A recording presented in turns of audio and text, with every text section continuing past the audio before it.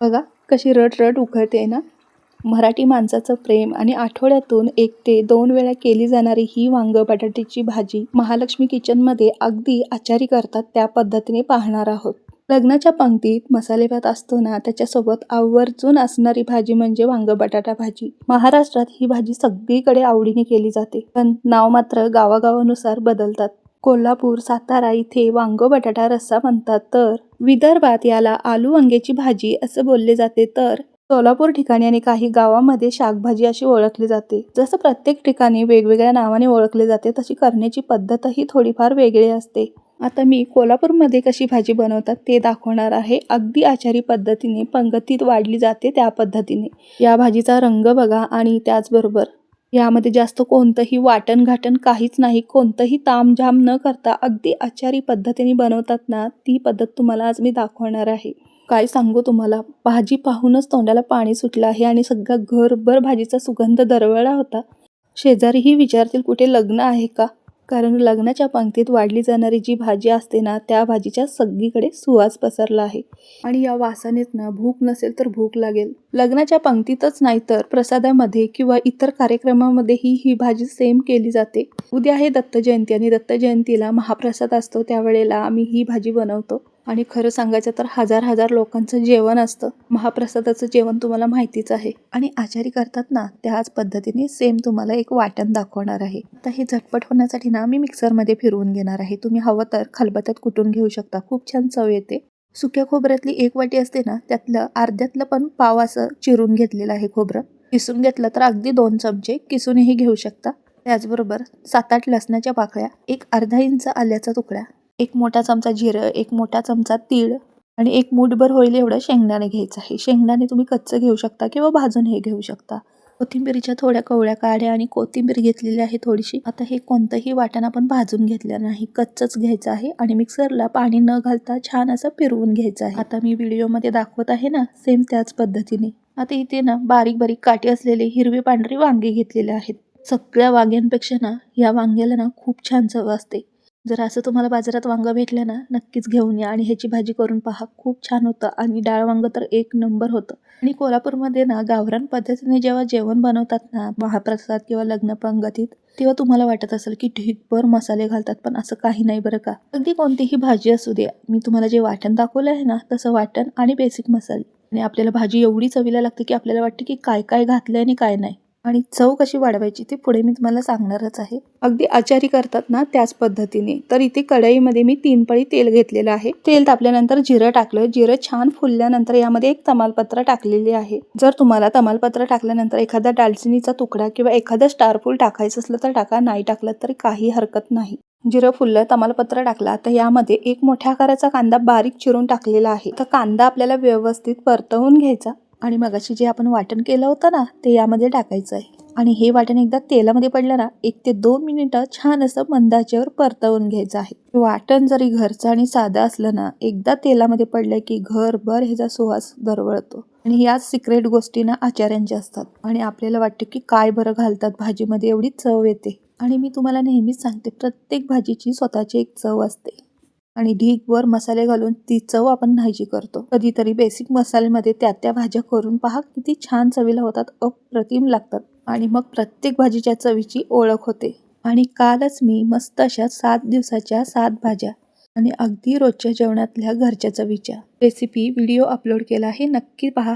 आता इथे बघा, आलं लसणाचा कच्चा वास जाईपर्यंत शेंगदाणे वगैरे चांगले परतवून घेतले आणि त्यात ना 1 मोठ्या आकाराचा टोमॅटो कट करून टाकलेला आहे, म्हणजेच बारीक चिरून टाकला आहे आणि छान असं परतवून घेतला. आता काय करायचं, 2 मोठ्या आकाराचे बटाटे घ्यायचे. त्याच्या साली न काढताना बटाटा स्वच्छ धुवून त्याच्या मोठ्या फोडी करून यामध्ये टाकायचे आहेत.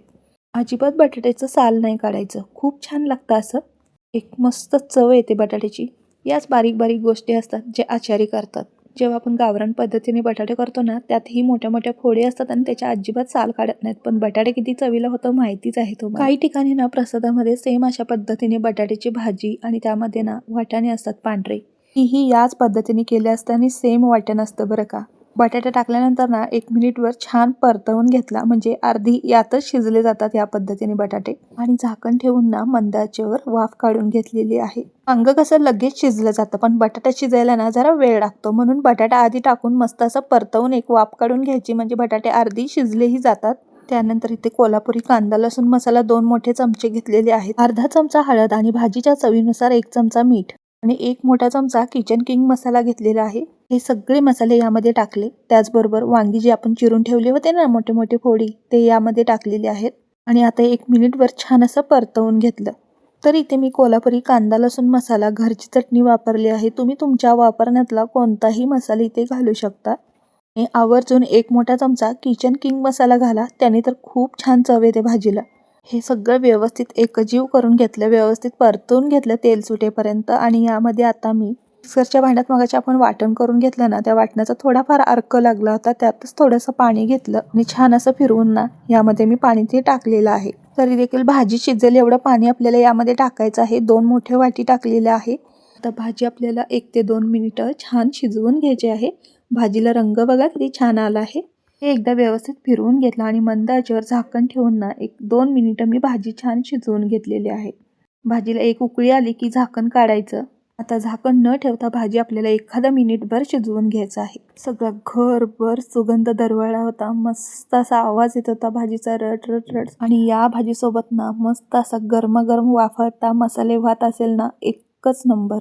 पुरी चपाती भाकरीची काहीच गरज लागत नाही. आणि सेम याच पद्धतीने कोल्हापुरात लग्न पंगतीत भाजी केली जाते, अगदी मोठ्या प्रमाणात. त्याचबरोबर कुठे सण समारंभ असला, कुठे कार्यक्रम असला, तर मोठमोठे प्रसाद असतात. त्या प्रसादाच्या वेळेलाही अशीच सेम भाजी केली जाते. तुम्ही जर कोल्हापुरातून हा व्हिडिओ पाहत असाल, कोल्हापूर निवासी असाल, तर तुम्हाला तर माहितीच असेल. आणि नक्कीच कमेंट करूनही सांगा बरं का. बारीक चिरलेली भरपूर अशी कोथिंबीर घालायची आहे. कसं आहे, वांगं तर लगेचच शिजतं, पण बटाटा शिजायला थोडाफार वेळ लागू शकतो, म्हणून 1 ते 2 मिनिटं भाजी छान शिजवायची आहे. कोल्हापुरात नाही तर सगळीकडे महाराष्ट्रात ना आवर्जून ही भाजी अगदी आवडीने केली जाते. उद्या आहे दत्त जयंती आणि मार्गशीर्ष महिन्यातला दुसरा गुरुवार. आणि दत्त जयंती निमित्त ना उद्या ना कोल्हापुरात मोठ्या प्रमाणात सगळीकडे प्रसाद असतो. त्या प्रसादात सेम याच पद्धतीने भाजी असते.